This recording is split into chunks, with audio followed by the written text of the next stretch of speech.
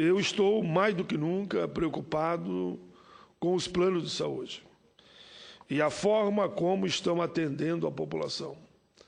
É intenção nossa, já providenciamos isso, fazer inclusive uma audiência pública chamando todos os setores responsáveis nessa área dos planos de saúde, na Comissão de Direitos Humanos. Então, faço aqui hoje algumas considerações, por exemplo, sobre os reajustes abusivos que os planos de saúde, e muito especialmente os denominados planos coletivos, têm imposto à população. A saúde, senhor presidente, tal como a economia, a educação, a infraestrutura, a segurança pública, é um daqueles setores que a administração pública não pode vacilar. Qualquer descuido, qualquer desatenção, e os reflexos sobre a sociedade se mostram devastadores. Mas, por maior que seja a atenção dada pelos governantes a esse setor, todos sabemos que, infelizmente, o sistema público de saúde nunca poderá dar conta de todas as situações que lhes são apresentadas, por mais força que todos nós possamos fazer. Não, pelo menos, com a presteza e a eficiência que todos nós gostaríamos.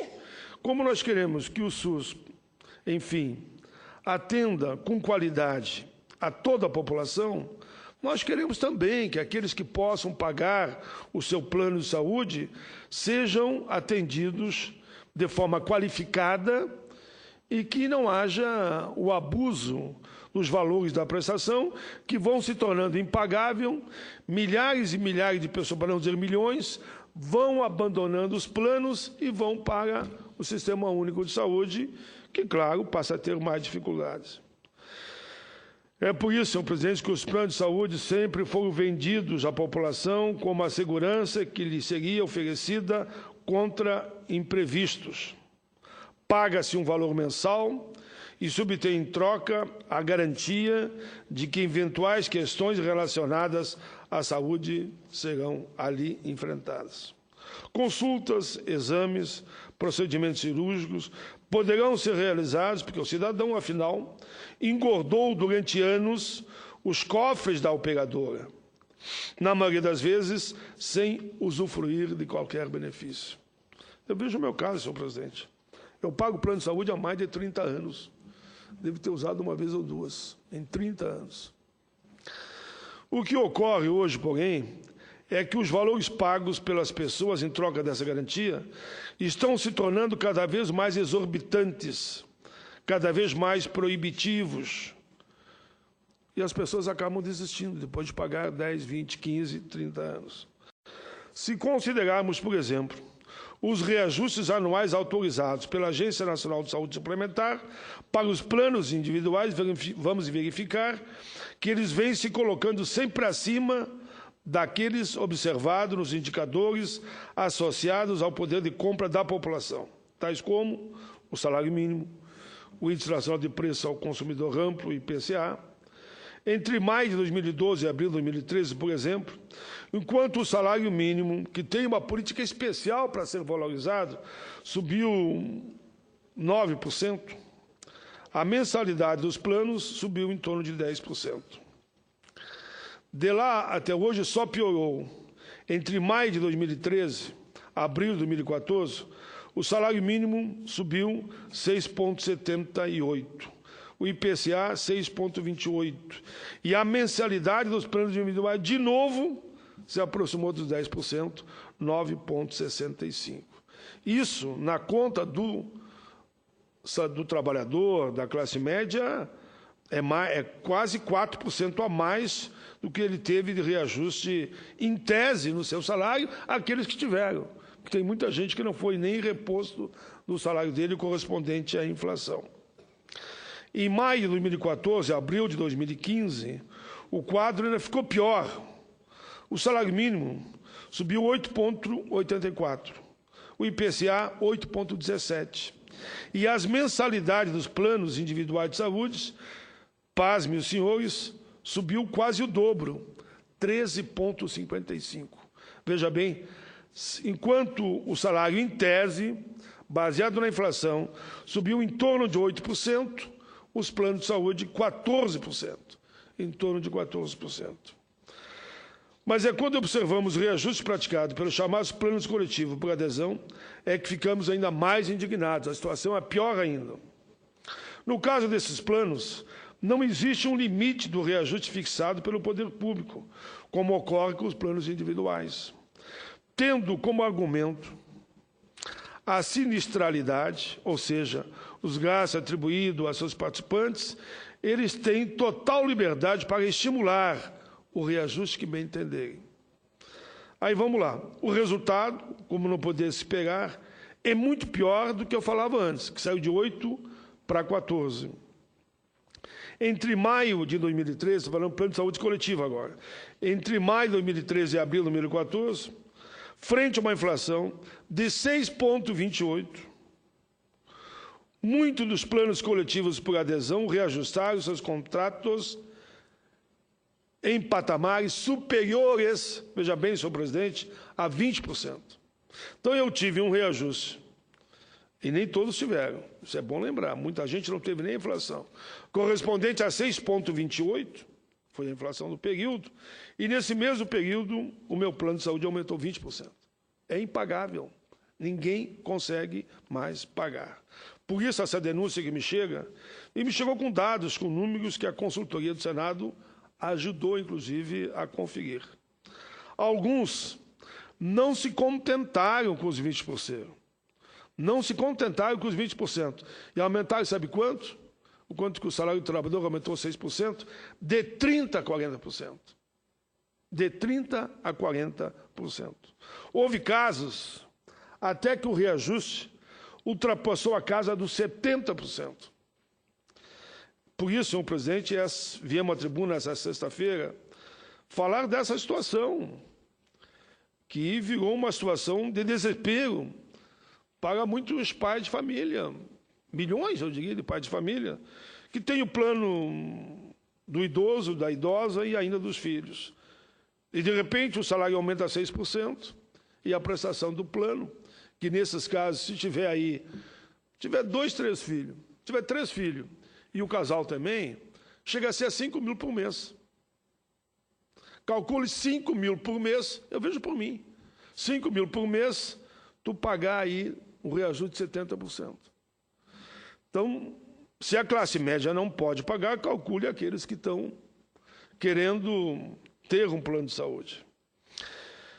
Tudo isso, senhor presidente, parece que ainda era pouco. Na hora de aplicar o reajuste correspondente ao período de 2014 a 2015, o número maior de planos, bem maior do que aquele verificado no período anterior, optou ainda pela faixa, ou seja, de mais 20%. Ainda aplicaram mais de 20% em cima disso. Houve caso até de plano que submeteu seus participantes com essa soma toda que aqui falei, senhor presidente. Olha o absurdo. Quem está me ouvindo, acho que não está, inclusive, acreditando muito. Sabe quanto foi o reajuste? 150%. Repito aqui, isso mesmo, um reajuste anual de 150%. E não foram poucos os planos de saúde que fizeram isso. De modo que não há como ignorarmos essa questão. Porque os planos coletivos representam hoje a imensa maioria, inclusive, dos planos de saúde comercializados no país. De acordo com a ANS, dos mais de 50 milhões de beneficiários de plano de seguro de saúde no nosso país, somente 10 milhões, ou seja, 20%, assinaram contratos individuais, ou seja, os outros todos estão no plano coletivo, que tiveram esses aumentos. O individual já foi absurdo, mas o coletivo superou negativamente toda e qualquer expectativa, já que chegou até a 150%, conforme o caso. Ainda segundo a ANS, enquanto entre 2010 e 2015 o número total de beneficiários do plano de saúde aumentou 12,6%, o número de beneficiários do plano individuais cresceu 7,5%. Ou seja, os planos coletivos aumentaram 12,6%. Em síntese, a situação que temos é grave. Os planos de saúde mais utilizados hoje em dia pela população brasileira são exatamente aqueles liberados para praticar os mais cruéis índices de reajuste, que é o chamado plano coletivo, que foi tão incentivado. Isso não quer dizer, vejam bem, senhoras e senhores, que também os participantes de planos individuais não estejam sendo atacados, afetados, posto praticamente para fora do plano por não poder pagar. Afinal, no momento de estabelecer o reajuste máximo aplicável aos planos individuais, a Agência Nacional de Saúde Suplementar leva em consideração o reajuste médio dos planos coletivos. Como já disse alguém, temos aqui uma situação surrealista. O poder público, tentando regular uma parte do mercado, com base nos parâmetros da parte não regulada, é uma situação, claro, que chega a ser constrangedora para a administração pública. Porque ele pega o plano individual, que é regulado, pega o plano coletivo, que não é regulado, e aí pode aumentar como quiser, e faz a média dos dois. Faz a média dos dois, todo mundo perde. Perde o plano individual, porque o índice deveria ser, no máximo, a inflação, que, em tese, seria isso que o trabalhador teria que ter de correção no seu salário, claro, tendo a liberdade dos acordos coletivos ou mesmo individuais. Mas, enfim, senhor presidente, essas rápidas observações que submeto à consideração de todos sobre essa questão vêm trazendo preocupação e, muitas vezes, desespero a tantas e tantas famílias do nosso país, a milhões de famílias, eu diria.